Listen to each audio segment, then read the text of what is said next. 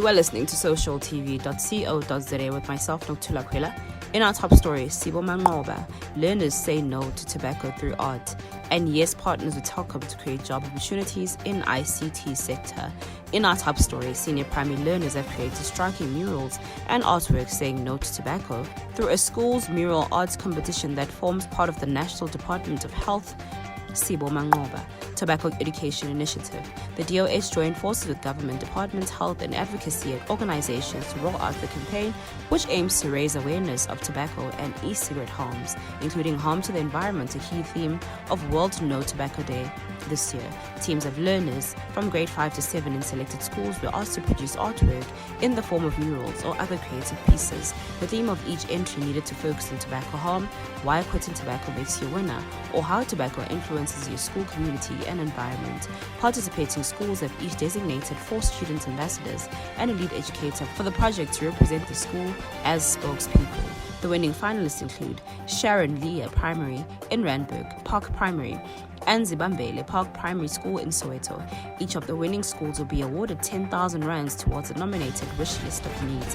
The overall winner will be announced on Friday the 3rd of June at an event that forms part of a week of activities marking World No Tobacco Day on the 31st of May, including education events and cleanup initiatives at each of the schools during the week.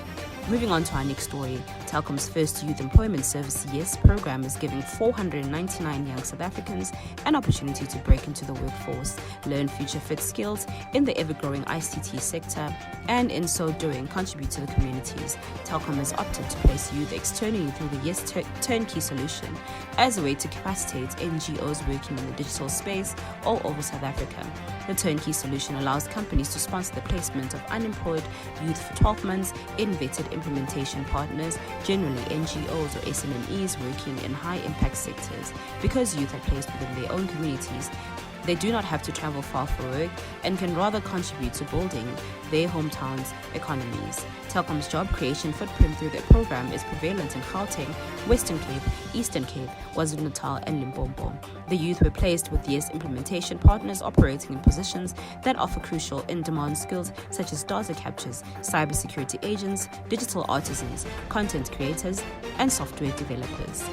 Energy drink giant SCORE partners with rural KwaZulu-Natal farming community with launch of SCORE Umhlonyane. South African energy drink SCORE has introduced a new variant which includes the local super ingredient Umhlonyane.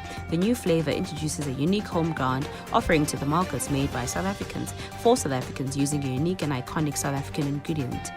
Artemisia afra, commonly known as African wormwood or Umhlonyane in Nguni, has a long-standing history of healing properties, playing an important part in traditional medicine. This includes its legendary role in tackling the symptoms of cold and flu, loss of appetite, colic, headaches, and intestinal worms.